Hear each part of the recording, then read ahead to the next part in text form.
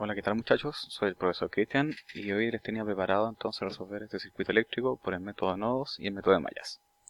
Bien, vamos a comenzar entonces a resolver este circuito eléctrico por método de mallas. Miremos primeramente lo que hay.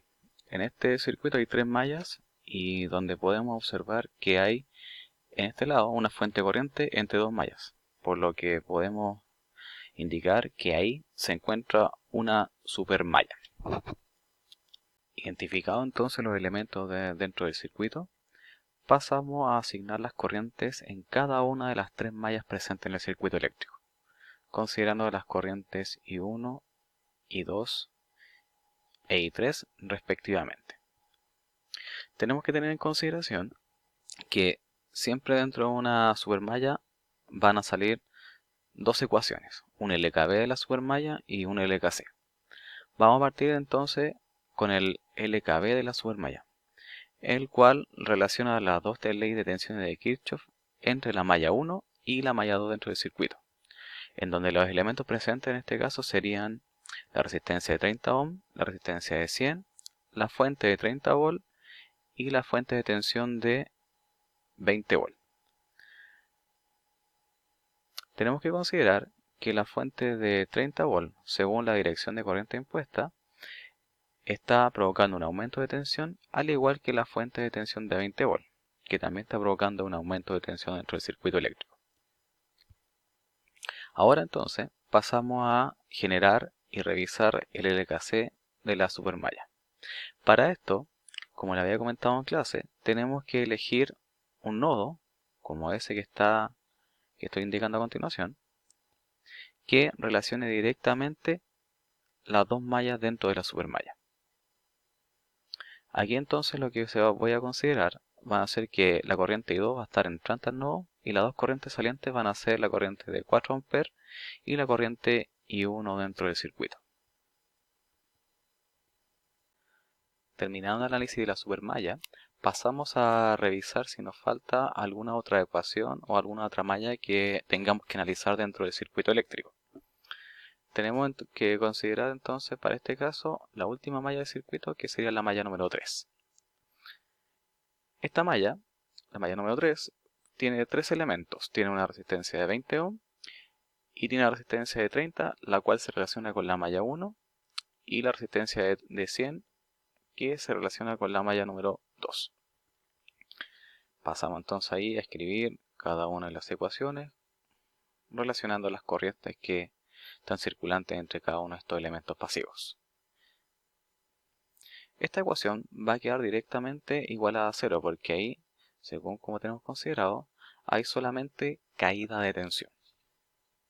Con esto, pasamos entonces a presentar todas las ecuaciones finalmente presentes en el circuito eléctrico.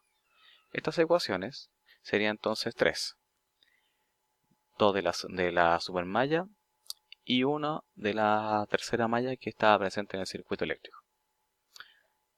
Con estas tres ecuaciones entonces generamos el sistema de ecuaciones para finalmente encontrar cada una de las corrientes de malla dentro del circuito. Generamos con esto el sistema de ecuaciones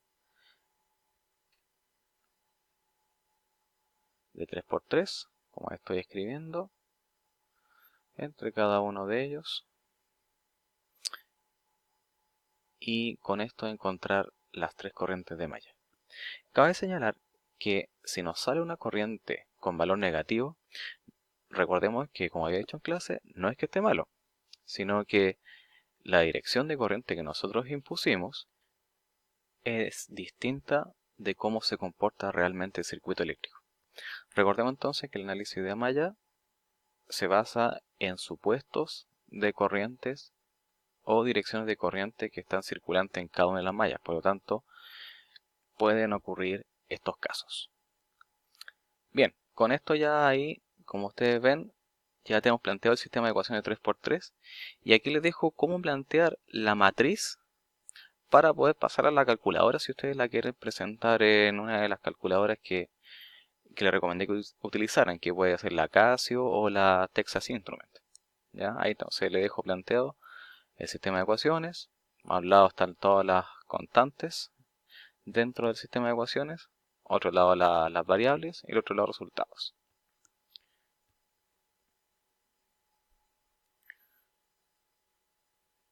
Ahí dejo todo entonces, todos los resultados anotados de cada una de las tres ecuaciones presentadas dentro del circuito. Y con esto presento entonces los corrientes resultantes que me salieron a partir de la resolución de esta matriz determinada a partir del sistema de 3×3.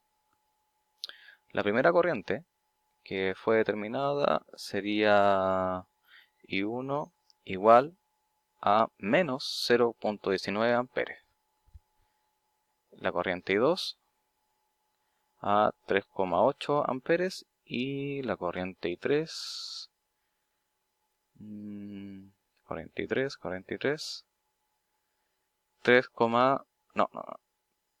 2,5 amperes. Fíjense ahí, la corriente 1 nos dio menos 0,19 amperes. Eso significa que la dirección de corriente que nosotros impusimos, que era en sentido horario, no era el sentido entonces original dentro del circuito eléctrico, o el sentido que tiene el circuito eléctrico, sino que la corriente en la malla 1 gira, o circula mejor dicho, en sentido antihorario. Esto debido entonces a las fuentes de energía como están dispuestas dentro del circuito eléctrico, en la cual están imponiendo en esa malla precisamente un sentido de corriente de forma antihoraria. Bueno muchachos, esto ha sido entonces el primer análisis. Con respecto al análisis de mallas, en el siguiente video voy a mostrarles cómo resolver el circuito eléctrico con el método entonces de nodos.